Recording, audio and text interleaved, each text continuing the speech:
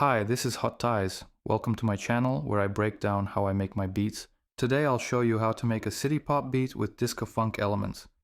Let's start with a short teaser.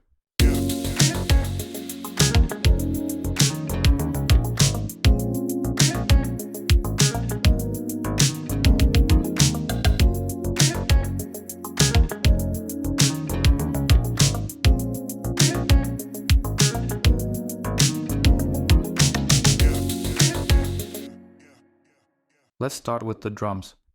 The first thing we'll do is set the tempo of the track to 100. For the main drum pattern, I'm using a kick, a snare, and a hi-hat.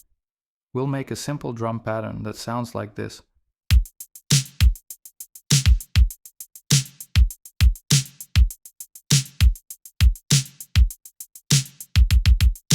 I'll also adjust the velocity of the hi-hat. I'll make every second note slightly quieter, which adds more groove to the drums.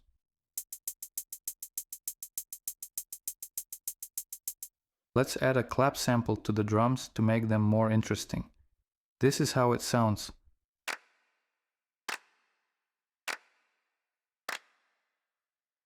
I'll also add some reverb so the clap doesn't sound too dry. I add a tambourine sample to the drums to create more groove. I'll chop it and this is how it sounds.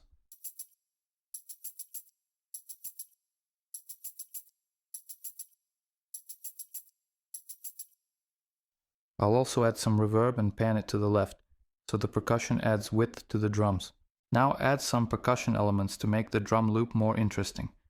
I'm going to use two different sounds. Each one will play at the end of every 4 bars, one after the other. This adds more variation to the pattern. This is how the first one sounds,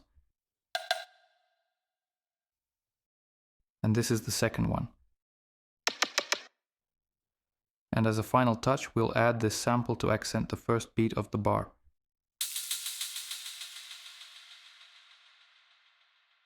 For the drum processing, I'm using a glue compressor to glue all the drums together. I use a short attack and a short release to add more punch. Then I add a saturator to make the drums sound a bit brighter. Finally, I use an EQ to slightly tame the high frequencies, so the hi-hats and percussion don't stick out too much in the mix, and this is how the final drums sound.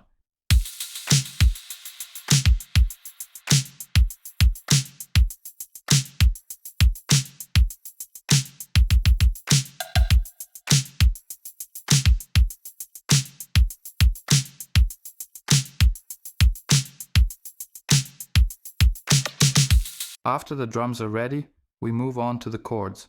For the foundation, I'm using a MIDI pattern from my Platinum Touch MIDI pack. It includes over 150 chord progressions for styles like pop, R&B, and funk. If you like this kind of sound, it's a great pack to work with. For the sound, I'm using the Tal Uno LX synth with the Mellow Piano preset, and this is how the chord progression sounds.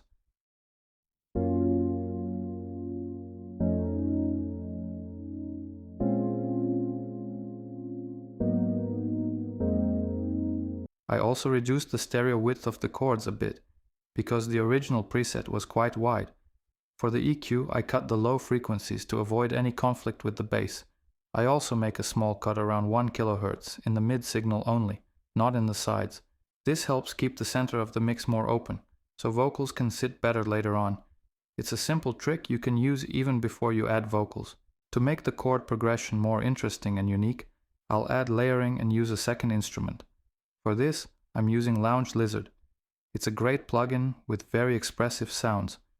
This layer adds more attack and brightness to the chords. You can also hear that the sound is not static.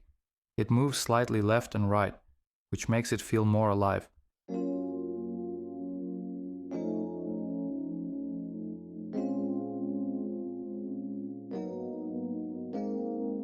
Layering is not only about sound, but also about track dynamics. You can add extra layers only in certain parts, like the chorus, where you want maximum energy, and keep the verse more minimal.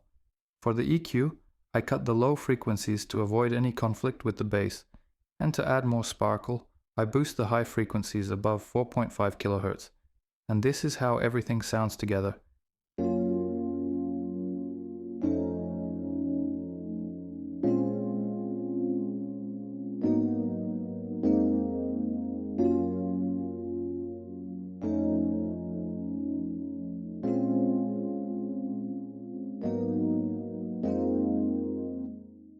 Next, we're going to create the bass line.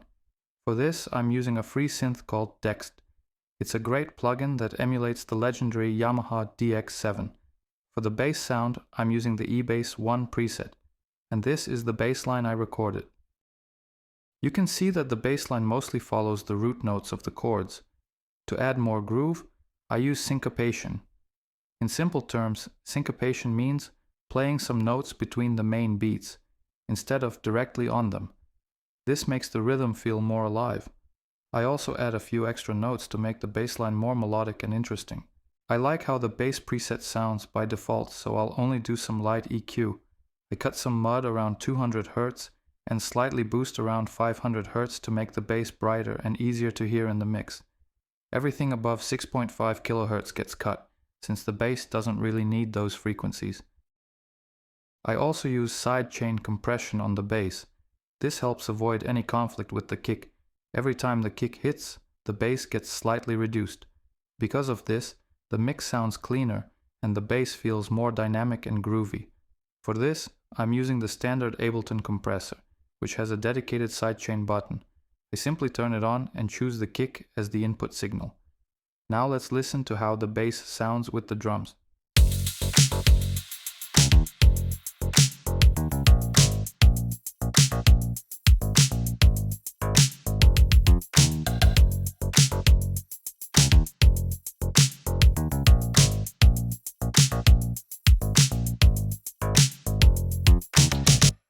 Now let's add some guitar parts to the beat. The first one is a muted guitar, which is very common in disco and funk tracks. It's a very simple part that plays only a few notes and works more as a rhythmic element than a melody. Because of the muted strings, it has a percussive feel that supports the groove. For this, I'm using the standard Ableton instrument called Strat Muted Guitar. I also add a phaser.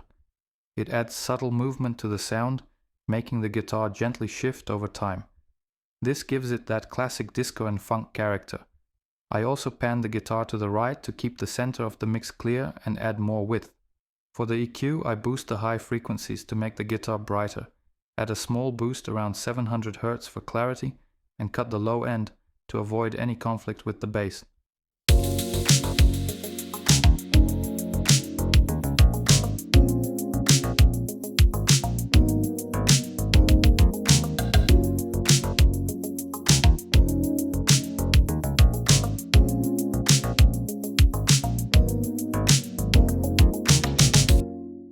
Next, we add a second guitar, which plays a melodic part. For this, I'm using a sample from Splice. I chopped it to fit the beat better and panned it to the left, so it doesn't take up space in the center and adds more width to the mix. This guitar is not a lead element. It works as a supporting melody and adds to the overall vibe. Next, we move on to processing the guitar. First, I add some compression to make the sound more even. After that, I use an imager to add more width to the guitar. For the main tone, I'm using Guitar Rig with a preset that gives us the core sound. At the end, I do a bit of EQ and cut the unnecessary low frequencies to help the guitar sit better in the mix. Now let's listen to how it sounds with the processing and without it.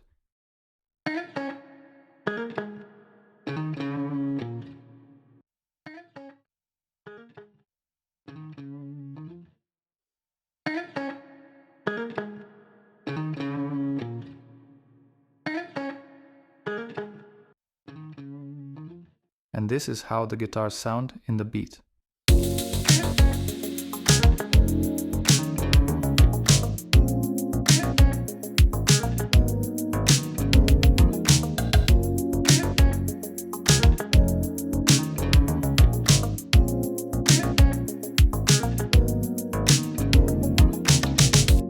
Now let's add some ear candy to the beat. For this, I'm using a vocal sample. Yeah. To make it more atmospheric and interesting, I'll add some delay.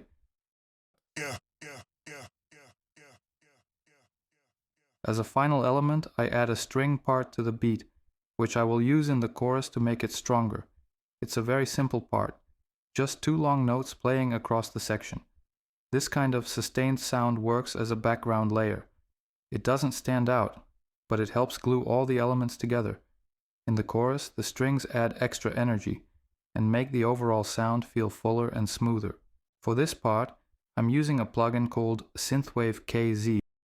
It's an interesting instrument with a vintage character. I'm starting with the Strings 1 preset. Then I use an imager to make the sound a bit wider. After that, I do some light EQ. I remove the unnecessary low end and slightly tame the high frequencies, so the strings sit more in the background of the mix. And this is how it sounds together.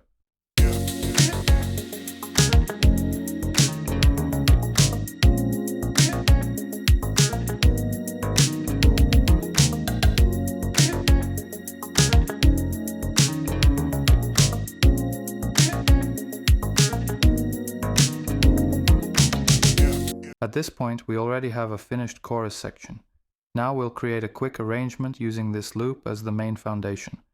We'll remove some elements in the verse to keep it more minimal, and then smoothly build everything back into the full chorus, where the main energy comes in. Now we have a full arrangement with an intro, a verse, and a chorus. Let's listen to the final result.